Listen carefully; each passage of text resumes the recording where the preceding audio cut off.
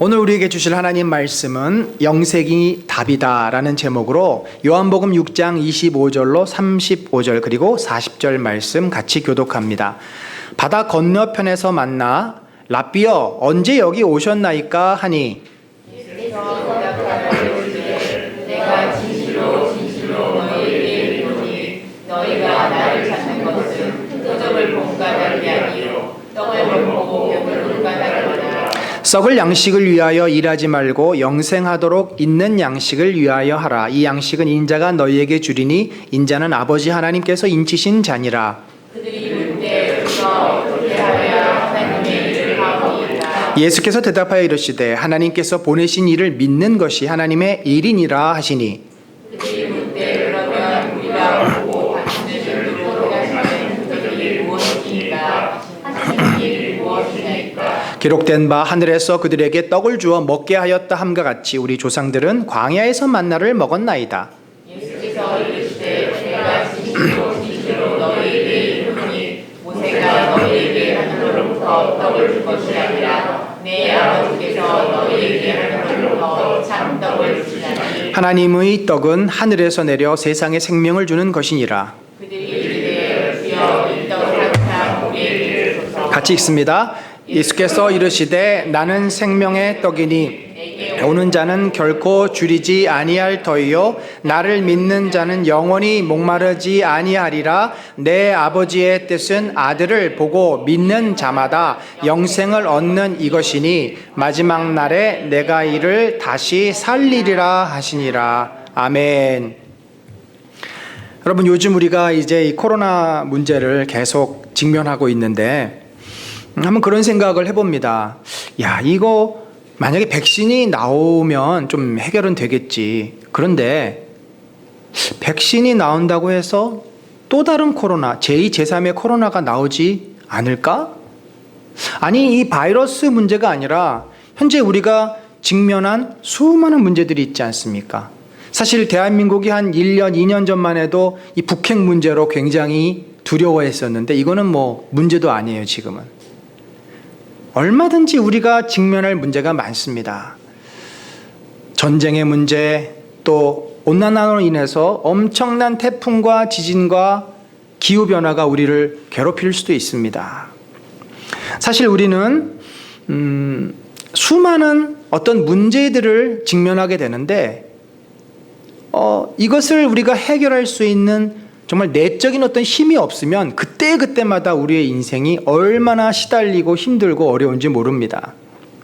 여러분, 결국 이 모든 삶의 문제를 이길 수 있는 궁극적인 힘, 에너지죠. 그 힘은 어디서 옵니까? 저는 그것이 믿음에서 온다고 확신합니다. 그것도 이 현실을 넘어서서 영원한 천국에 대한 소망과 확신, 그 가운데에서 이 현실을 우리들이 살아가는, 현실을 이겨나가는 힘이 온다고 믿습니다. 여러분, 한번 생각해 봅시다. 예수를 믿는다는 것이 무엇일까요? 만약에 예수를 믿어서 내가 마음의 어떤 위로를 받고, 그리고 내가 이 땅에서 원하는 것들이 해결되고 잘 되기를 바라서 예수를 믿는다면 그것은 종교이겠죠. 단순한 종교가 되고 말 것입니다. 여러분, 우리가 예수님을 믿는다는 것은, 기독교 신앙은 이 땅의 삶을 넘어서서 영원한 하나님 나라에 대한 소망과 확신 가운데 사는 것입니다. 그것이 핵심입니다. 그러한 그 영원한 하나님의 나라에 대한 확신과 소망이 만약에 없다면 내 믿음은 그냥 이 땅에서의 사상이나 종교나 윤리, 체계밖에는 안 될 것입니다. 별 우리의 삶에 이 신앙이 영향을 주지 못합니다. 저는 그래서 오늘 여러분과 함께 이 땅의 삶을 넘어선 이 영혼의 문제, 영원, 이터널한 문제, 그리고 그 영혼의 핵심, 우리에게 가장 중요한 영생, 이터널 라이프, 영원히 사는 이 영생의 문제를 이 요한복음을 통해서 함께 살펴보려고 합니다. 여러분, 이 요한복음은요, 4복음서 중에서 가장 독특한 복음서입니다. 그래서 공관복음, 같은 시각에서 바라보는 복음은 마태, 마가, 누가고 요한은 따로 떼어 놓습니다.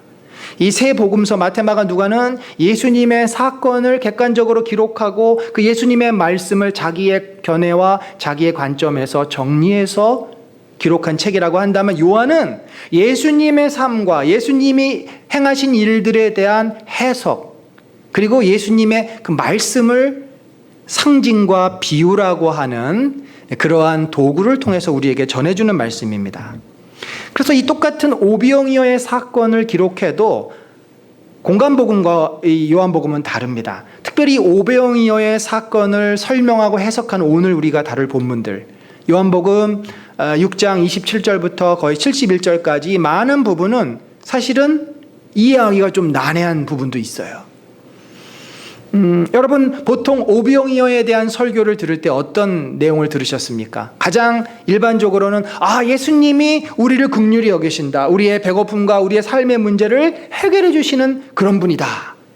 우리가 그렇게 또 설교 듣고 은혜 받죠. 또 다른 설교는 오병이어의 기적은 바로 어린아이의 도시락, 물고기 2마리와 보리떡 5개를 싸가지고 온 그 도시락을 주님께 드렸더니 그 도시락으로 5,000명이나 넘는 사람들이 배불리게 먹었다. 그래서 우리의 작은 헌신이라도 주님께 하면 주께서는 그것을 쓰신다. 이런 내용의 설교들을 아마 들으셨을 것입니다. 그런데 요한이 말하고 있는 이 오병이어의 진정한 메시지는 바로 이 오병이어의 사건을 통해서 우리가 영생이 무엇인지를 알게 되고 그 영생의 축복을 누리게 된다는 거죠. 요한은요, 그 오병이어의 사건을 6장 앞부분에서 이제 설명을 합니다만 그 이후, 그 이후에 어떤 일이 이루어졌는지를 보다 더 자세하게 우리에게 알려줍니다. 그러니까 그 사건 이후에 그 다음 날 사람들이 예수님을 찾으러 오지 않습니까? 그래서 예수님과 그 유대인들이 나누었던 대화, 그리고 그 주간 아마 안식일이었겠죠. 예수님께서 가버나움 회당에서 하셨던 설교 말씀을 요한이 정리한 것이 이 요한복음 6장 나머지 부분이에요. 요한은 예수님을 우리에게 알게 할 때, 설명할 때 상징과 비유를 주로 많이 씁니다. 자, 소경 바디메오가 어떻게 됐죠? 눈이 떠졌습니다. 예수님께서 소경 바디메오의 눈을 뜨게 하셨습니다. 그런 예수님은 요한은 뭐라고 설명합니까? 세상의 빛이시다. 자, 그러면 오병이어의 기적을 일으키신, 빵을 먹게 해서 배고픔에서 배고픔의 문제를 해결해 주신 예수님은 누굽니까? 생명의 빵, 생명의 떡이다.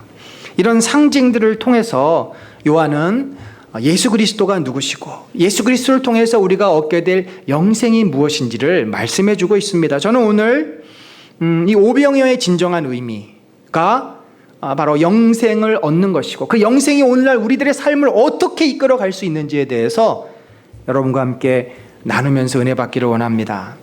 오늘 본문에 보면은 유대인들은 예수님을 따라다닙니다. 예수님을 찾아다녔어요. 이제 저분만 따라다니면 우리가 이 빵의 문제가 해결되겠구나.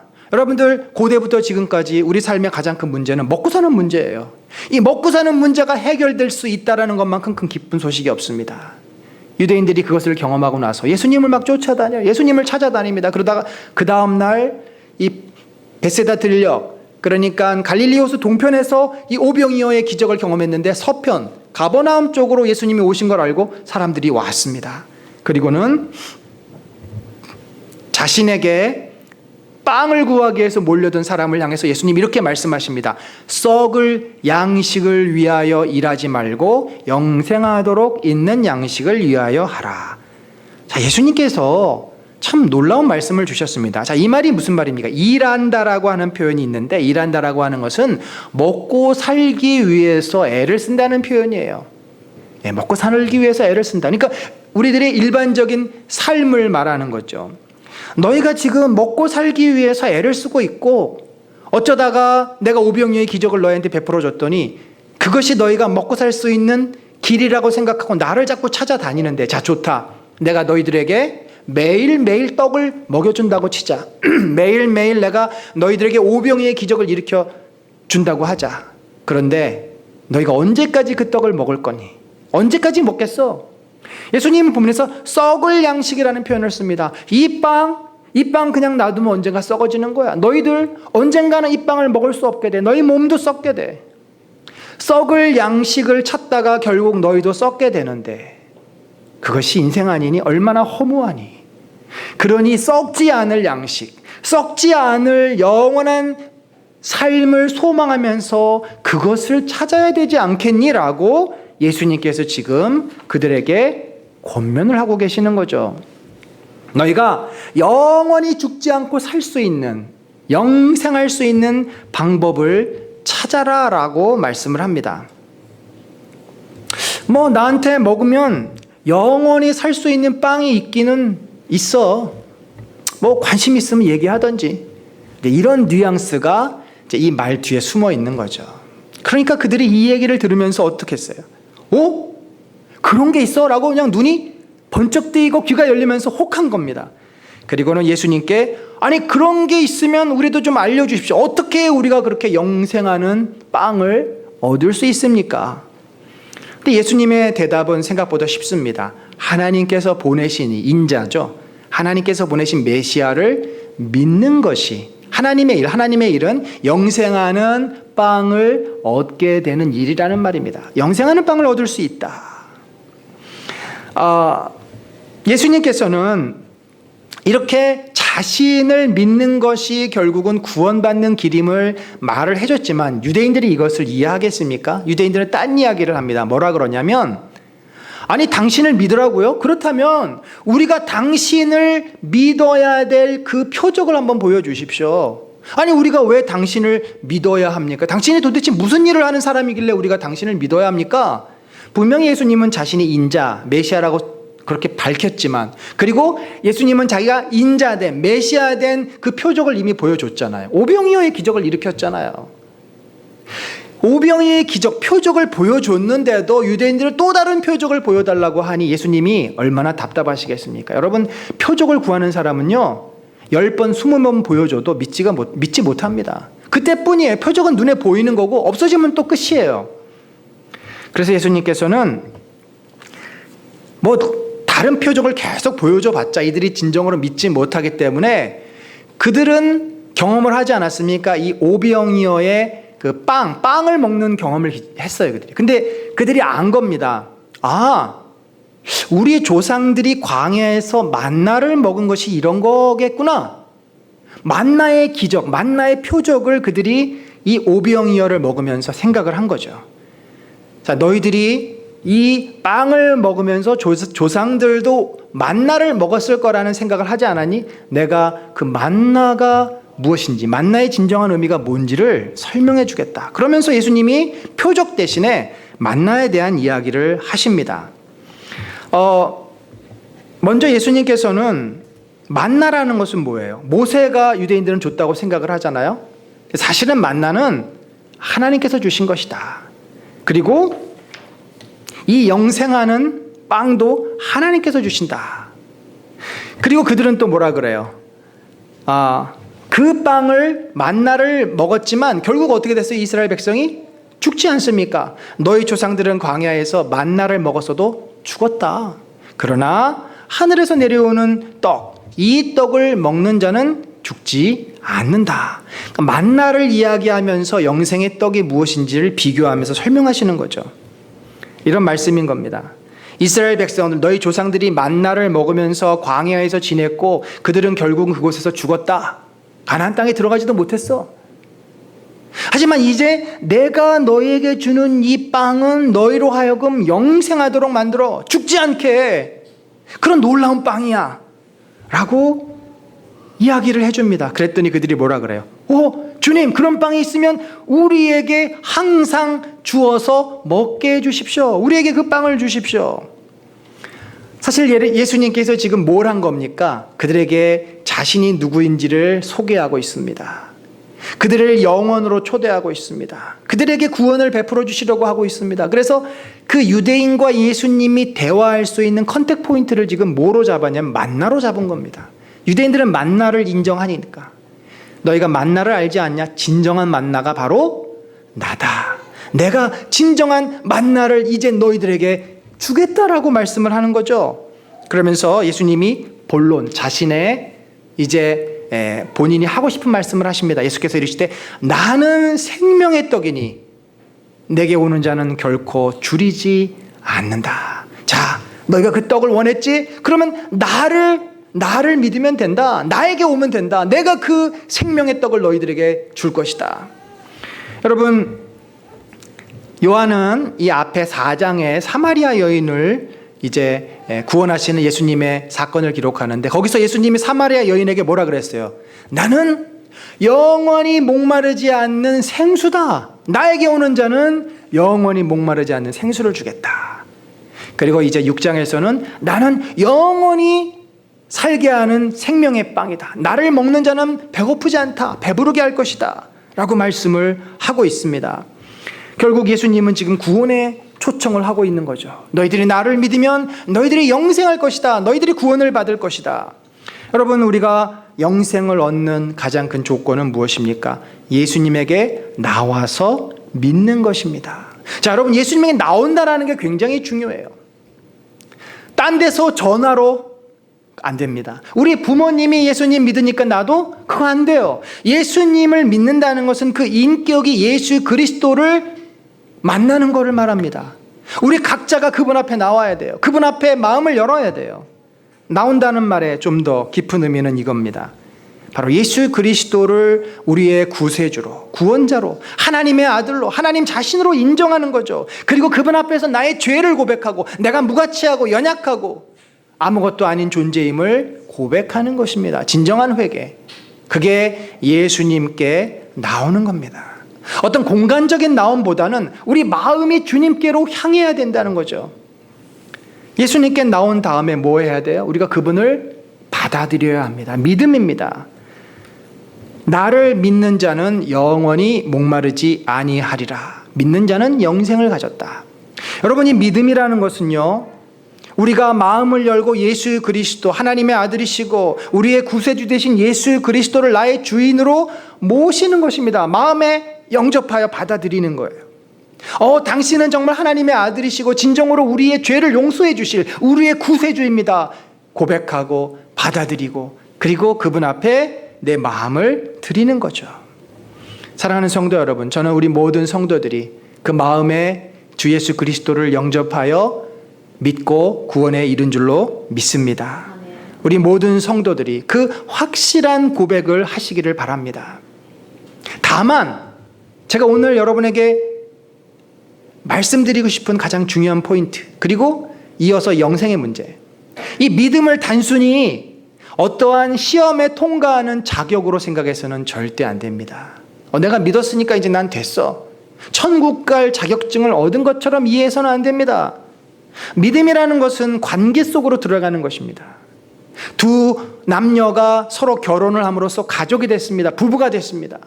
처음에는 서로 잘 모릅니다. 겉만 압니다. 그러나 결혼을 하고 같이 살면서 서로의 은밀한 습관, 남들한테 보이지 못했던 것까지 다 알게 되고 속마음도 알게 됩니다. 그러면서 관계가 깊어지고 가까워지는 거죠. 예수 그리스도를 내가 믿었습니다. 그러면 어떻게 됩니까? 예수 그리스도께서 내 안에 이제 주인으로 오셨습니다. 나는 그분을 알아갑니다. 예수 그리스도가 누군지를 경험합니다. 그래서 그분과 가까워집니다. 이런 관계가 형성이 되고 그분과 내가 하나가 되는 것이 진정으로 믿는 것입니다. 그러니까 믿음은요, 엄밀하게 말해서 계속 변화되는 거예요. 믿음은 이게 정적이지 않습니다. 그래서 우리가 믿음이 흔들거릴 수도 있고 믿음이 약해질 수도 있어요. 결국 그 얘기는 뭐예요? 내가 예수님을 잘 찾지 않고 예수님에 대해서 내 마음이 식어버려요. 닫혀요.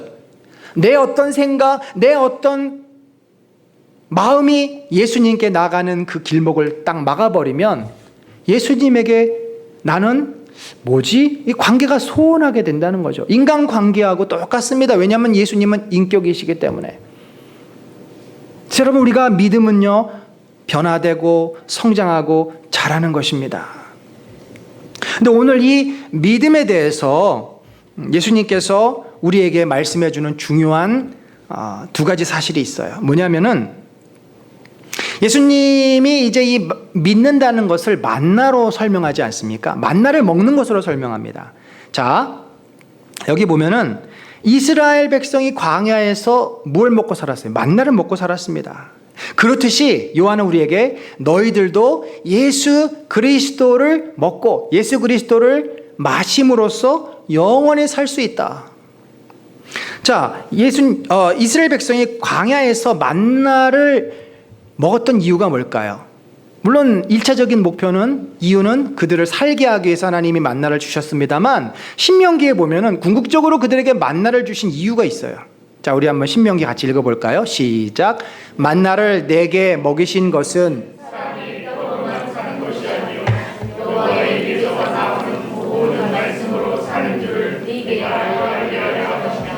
자, 여러분 이게 무슨 말씀입니까? 사탄이 돌로 빵을 만들라고 유혹했을 때 예수님이 하신 말씀이에요. 여러분, 우리가 이 만나라고 하는 것은 단순히 밤톨처럼 그 속에 탄수화물도 있고 단백질도 있고 비타민도 있고 그런 어떤 영양소가 아주 결집되어 있는 그런 덩어리인데, 그래서 이스라엘 백성이 이것을 갖다가 구워서도 먹고 쪄서 이렇게 빻아가지고 쪄서도 먹고 마치 오늘날 밤이나 고구마처럼 그런 거죠. 근데 이것을 먹게 하신 궁극적인 이유는 뭐예요? 이 만나를 주시는 분이 하나님이시고 결국 이 하나님을 믿고 의지해야만 그들이 살 수 있다는 것을 깨닫게 하시기 위해서있죠. 생존 자체가 목적이 아닙니다. 만약 생존 자체이면 만나 말고 다른 것을 주실 수도 있겠죠. 근데 매일매일 만나를 주신 이유는 우리가 하나님의 은혜로 사는구나, 하나님께서 우리를 보호하시고 지켜주시는구나, 우리가 하나님을 경외하고 믿고 의지해야만 내가 참된 인생, 복된 인생을 살 수 있음을 경험하게, 눈으로 경험하게, 몸으로 경험하도록 하기 위해서 이스라엘 백성에게 만나를 주신 것입니다. 결국 만나를 주신 이유는 그들을 하나님의 백성으로 훈련하고 그들을 궁극적으로 구원하시기 위해서인 거죠. 여러분, 예수님도 마찬가지입니다. 자신의 살과 피를 먹고 마신다는 표현, 더욱더 비유적이죠. 만나보다. 만나는 직접적인 경험이지만 이것은 비유입니다. 예수님은 이렇게 자신을 표현합니다. 내가 줄 떡, 너희들이 떡을 원했지, 내가 줄 떡은 세상의 생명을 위한 내 살이다, 내 목숨이다, 내 자신이다 라고 말씀을 합니다. 그러니까 이게 무슨 말일까요? 그 당시의 사람들에겐 정말 수수께끼 같은 이야기였을 것입니다. 그런데 여러분 기억하세요. 이 요한이 이 책을 기록한 때는 AD 90년입니다. 이미 초대교회 성도들에게 이 말씀을 주신 것이고, 그때 이미 그들은 많은 교회 신앙생활의 경험이 있어요. 뭘 전제로 이 말씀을 한 걸까요? 바로 성찬식을 전제로 이 말씀을 한 것입니다. 구약에서는 실제로 만나를 먹었지만 신약에서는 만나 대신에 뭘 먹은 거예요? 떡과 포도주, 빵과 포도주를 먹고 마신 것이죠. 그래서 이렇게 표현하는 거예요. 내 살을 먹고 내 피를 마시는 자는 영생을 가졌고, 예수님께서 그렇게 말씀했습니다. 너희가 모일 때마다 성찬을 베풀며 나를 기념하라. 단순히 먹고 마시는 게 아니라 예수님의 살과 피를 먹고 마시면서 내 믿음이 고백되는 거죠. 주님, 당신이 저를 위해 십자가에 죽으심을 믿습니다. 당신의 그 죽으심으로 내 죄가 사해졌고 내가 의로워졌고 내가 하나님의 자녀가 된 것을 믿습니다. 당신의 은혜를 감사합니다. 이 구원의 고백, 구원의 확신과 그 영생을 얻었음을 그들이 성찬에 참여함으로 그 감격의 고백을 하게 됩니다. 뿐만 아니라 요한은 성찬에 참여하는 자에게는 영생이 있을 뿐만 아니라 또 하나 더 큰 축복을 주고 계시는데 뭐예요? 내 살을 먹고 내 피를 마시는 자는 내 안에 거하고 나도 그의 안에 거한다. 이 거한다라고 어바이드라는 표현은 나중에 포도나무 비유에서 우리가 한번 살펴볼 것입니다. 성찬에 참여하면요, 주님의 몸된 공동체의 멤버가 되는 겁니다. 여러분, 이렇게 예배에 참여함으로써 우리 은혜나는 공동체라고 하는 지역교회의 성도가 되었고 한 공동체의 멤버가 되지 않았습니까? 우리가 요즘 성찬을 못하고 있습니다만 우리도 성찬에 참여함으로써 더욱 그 멤버십이 확고하게 됩니다. 예수 그리스도가 머리인 주님의 몸된 교회에 내가 한 지체가 되는 겁니다. 우리가 주님 안으로 들어가는 거예요. 우리 안에 깊은 영적인 유대감과 깊은 영적인 고리들이 연결됐습니다. 뿐만 아니라 나도 그의 안에, 예수님께 상징입니다만, 비유입니다만 예수님의 살이 내 몸 안으로 들어왔어요. 예수님의 피를 내가 마셨어요.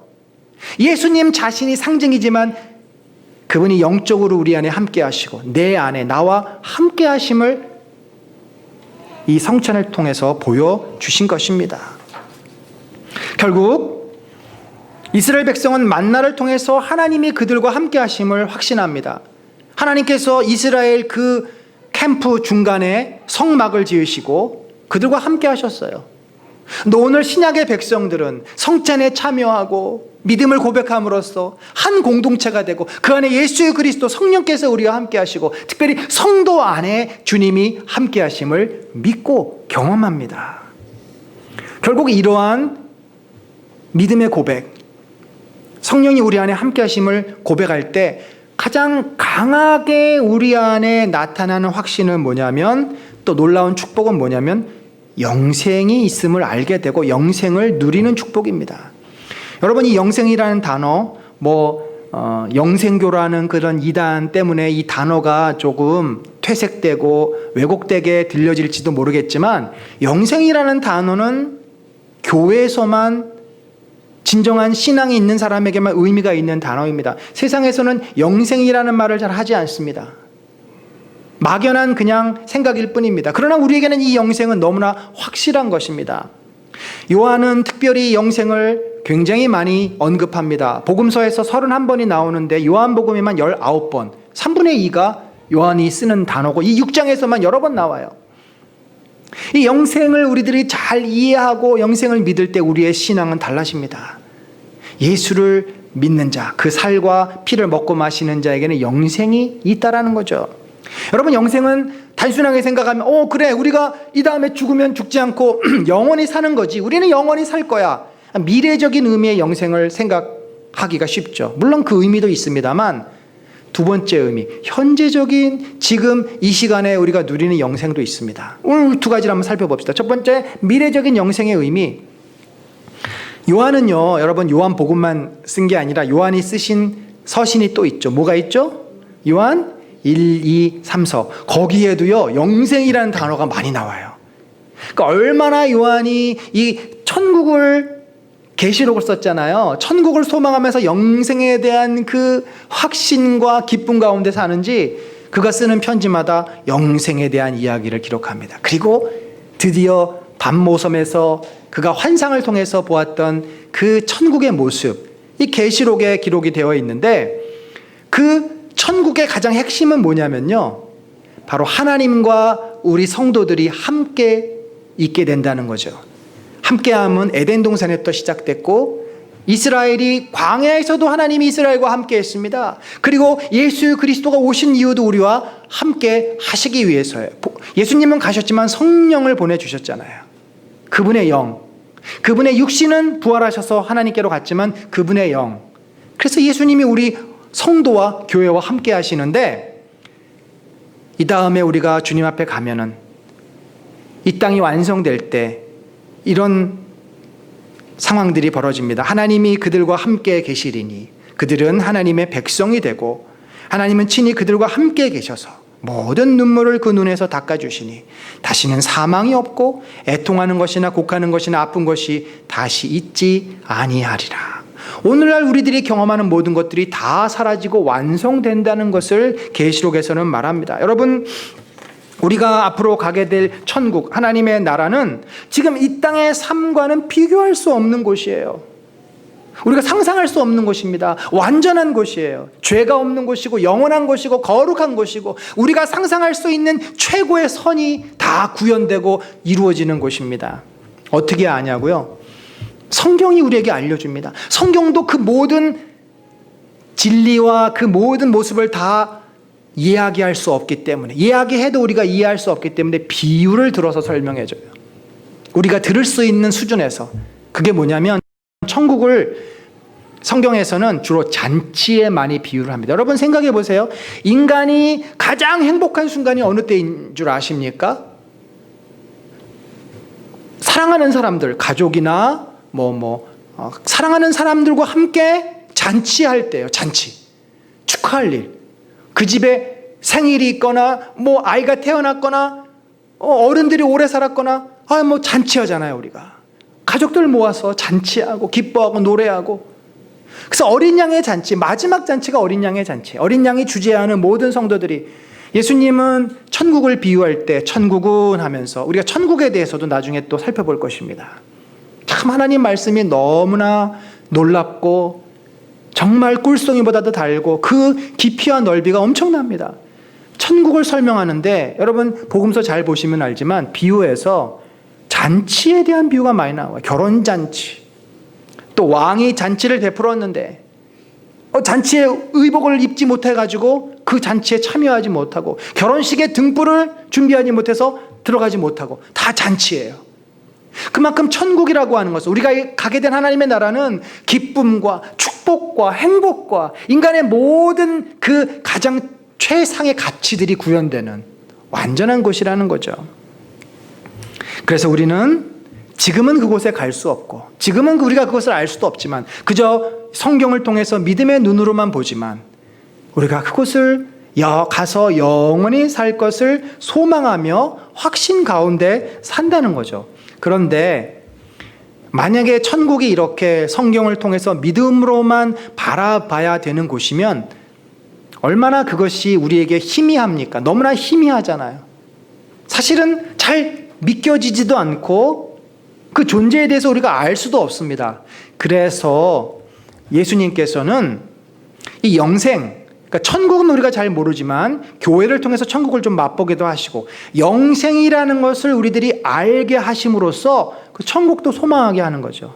자, 영생의 이 현재적인 모습을 한번 요한복음을 통해서 봅시다. 요한복음 17장 3절 읽습니다. 시작. 영생은 곧 유일하신 하나님과 보다 크신 자 예수 그리스도를 아는 것이니이다.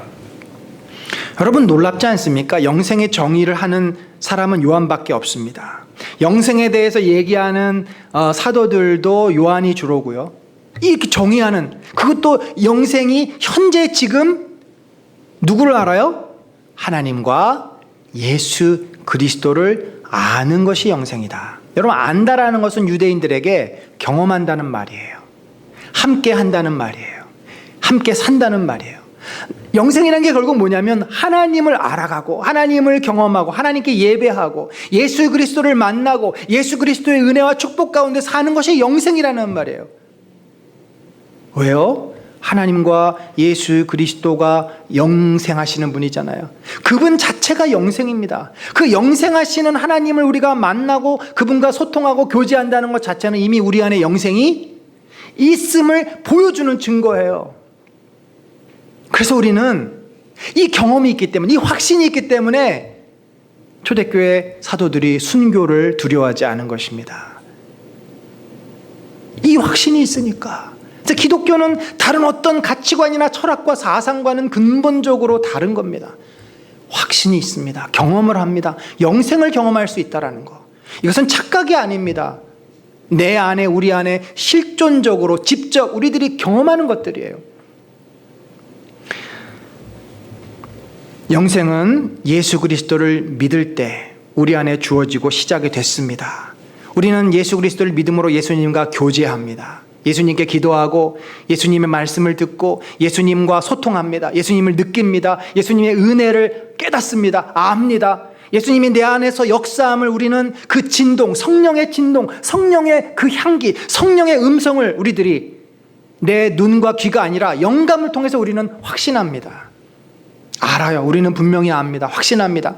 성령께서 내 안에 역사하고 있음을. 매일 이스라엘 백성이 만나를 먹습니다. 매일 만나를 먹어요. 하나님이 만나를 끊으시면 그들은 굶어 죽습니다. 매일 만나를 주스러 가면서 오늘도 하나님께서 만나를 주셨구나. 하나님의 은혜를 그들이 깨닫습니다. 하나님의 그 사랑을 그들이 압니다. 그렇듯이 우리가 매일 주님과 교제합니다. 기도함으로, 그분과 소통함으로, 말씀을 보면서, 그러면서 예수 그리스도를 우리가 매일 경험하기 때문에 내 안에 영생이 있음을 우리는 확신하게 됩니다. 아, 나는 영원히 살지. 영원한 사람이지. 영원한 하나님께서 나와 함께 하시지. 제가 이제 기도 생활을 하면서 가장 기쁜 기도는요, 물론 제 자신을 위해서 기도할 때입니다.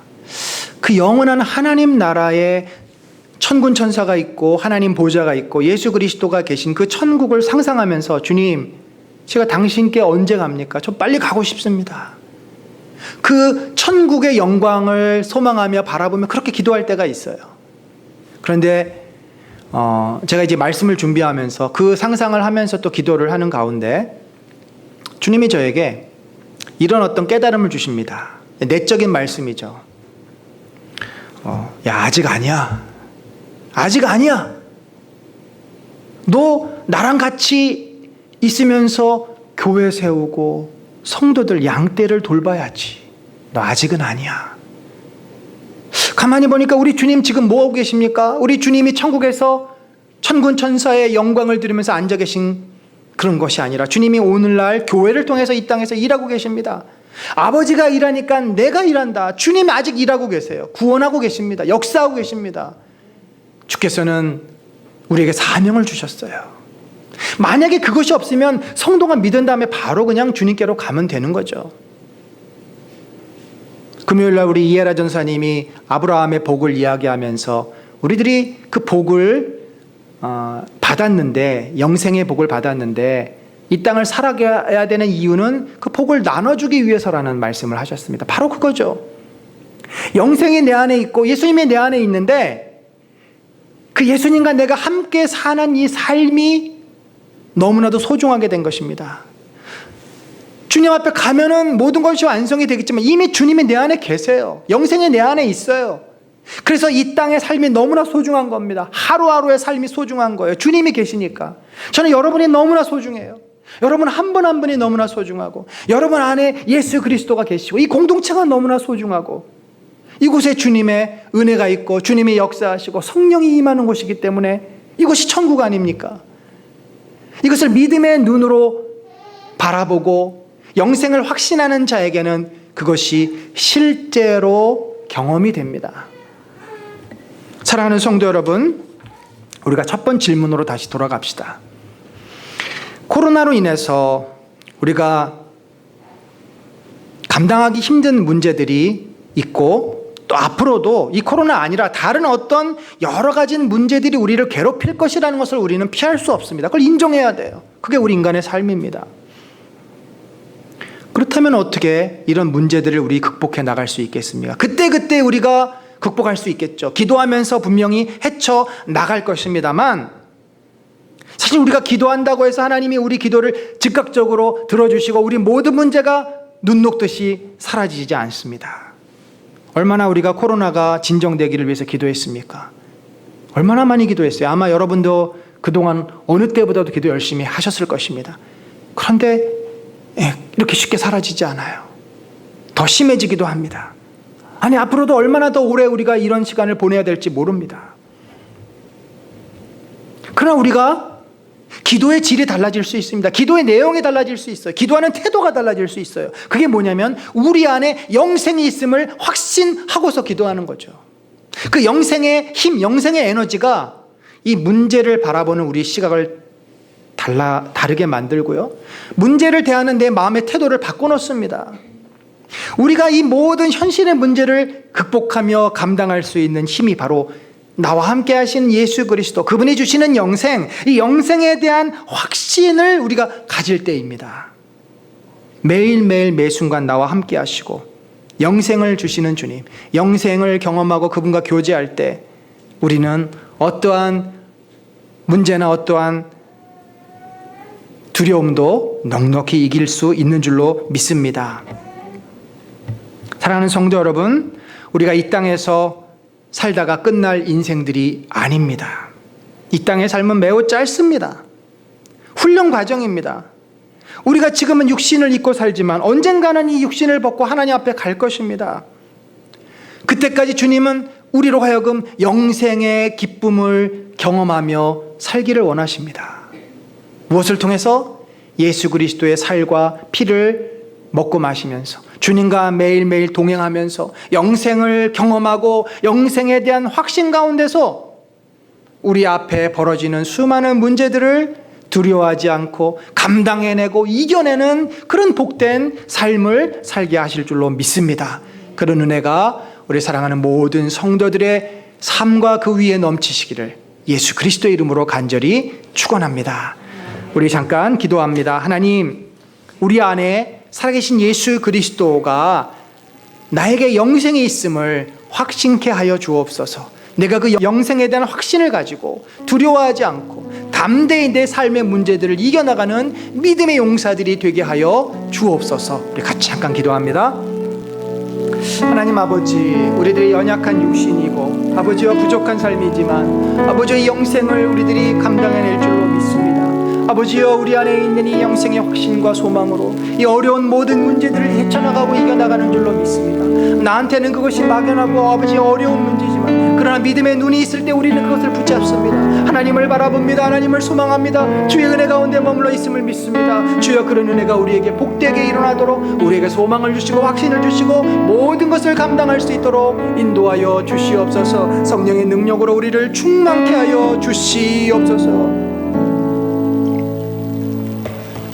지금은 우리 구주 예수 그리스도의 놀라우신 은혜와 하나님 아버지의 무한하신 사랑과 성령님의 감화 감동 교통하심이 살아계신 예수 그리스도 영원하신 주 영생하신 주님께서 우리 안에 함께 하셔서 내가 그 영생을 지금도 맛보고 누리고 확신하며 앞으로 우리가 또 영원히 살 그 소망 가운데 오늘 우리들이 감당해야 될 직장의 문제, 삶의 문제, 코로나의 위협, 모든 이 삶의 어려운 상황 가운데 흔들거림 없이 믿음과 용기로서 헤쳐나가기를 소망하는 모든 심령 위에 지금부터 영원까지 함께 하실지어다. 아멘.